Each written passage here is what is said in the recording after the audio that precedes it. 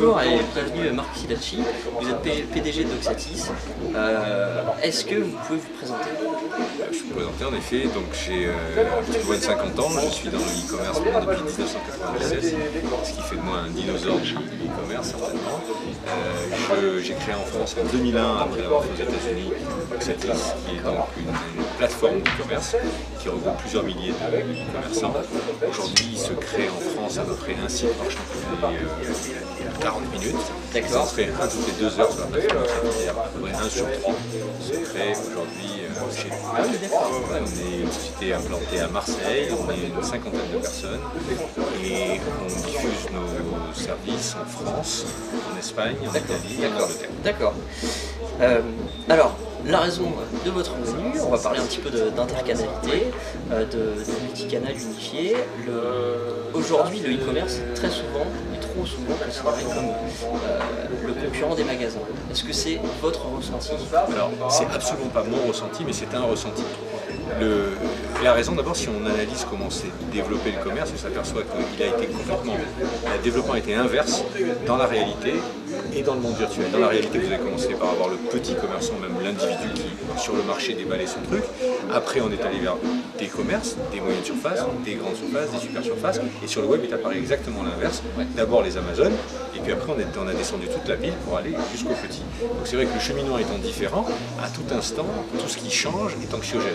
Donc pour le petit commerçant, se dire qu'il y a des grands qui existent et qui vont lui, entre guillemets, piquer du commerce, c'est obligatoirement une menace, une peur au début. Et puis tout d'un coup, il y en a un certain nombre qui font l'effort d'adopter ces technologies, de les utiliser, et ils s'aperçoivent d'un résultat qui est tangible. L'année dernière, on fait tous les ans une étude sur le profil du e-commerçant. L'année dernière, la moitié de nos e-commerçants qui sont des commerçants disaient qu'ils avaient gagné de l'argent grâce à leur site e-commerce, que ce soit sur leur site, dans leur magasin, plus de fréquentation, etc. Cette année, ils seront plus de 65% à affirmer la même chose. Quand même beaucoup, ça veut dire que c'est de plus en plus véridique et de plus en plus ressenti par les professionnels. D'accord, donc on sent bien que la réconciliation est possible et qu'on peut avancer vers une réunification, vers en tout cas faire en sorte que ça s'accélère et qu'on facilite l'interconnexion. Il y a des grandes tendances de fond aussi, si vous me permettez de rebondir, sur le fait que tout ce qui est géolocalisation, tout ce qui est recherche via des groupes d'amis qui sont souvent locaux, etc., vont apporter plus d'eau au moulin pour trouver comment on va aller chez le petit commerçant parce qu'on l'a trouvé sur son mobile ou chez soi, etc. Tout à fait. Ça va en plus. D'accord. Là aujourd'hui, on vous invite dans un magasin qui est l'un des premiers magasins qui a importé le e-commerce dans ses rayons. C'est-à-dire qu'il y a des bornes interactives, on a l'intégralité du catalogue dans le magasin. On pourrait dire qu'ils ont réinventé la longue traîne, mais dans le magasin. Qu'est-ce que vous avez vécu aujourd'hui?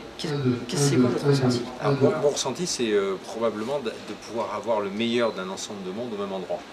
Je pense que l'ensemble des gens qui nous écouteront, ils ont tous eu le cas d'avoir envie de demander quelque chose à un vendeur, de ne pas le trouver, de le demander finalement de tomber sur un type qui n'est pas compétent, ou au contraire tomber sur un type qui est très compétent mais qui n'est pas disponible. Il y a plein de sujets, plein de cas où on ne peut pas atteindre et accéder à la bonne information. Le vendeur lui-même, souvent il essaie de vous expliquer quelque chose et le conceptualiser n'est pas facile si le produit n'est pas là. Et le fait de s'appuyer sur un support, de pouvoir en plus regarder des avis de conso, comparer des produits, etc. Moi ça m'a beaucoup intéressé, votre exemple sur les milliers de guitares et le fait que dans le magasin on peut en stocker que quelques centaines et donc on peut en voir beaucoup plus, avoir un accès à beaucoup de choix. Pour citer aussi, je me souviens d'un mot intéressant du patron de vente privée qui disait quand vous venez avec votre fiston chez une grande surface de sport acheter un vélo bleu et qu'il n'y a pas de vélo bleu, vous repartez automatiquement frustré parce que le gamin il veut pas un vélo rouge.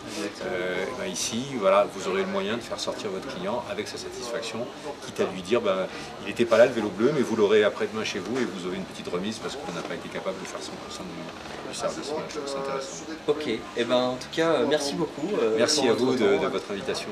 De rien. À bientôt.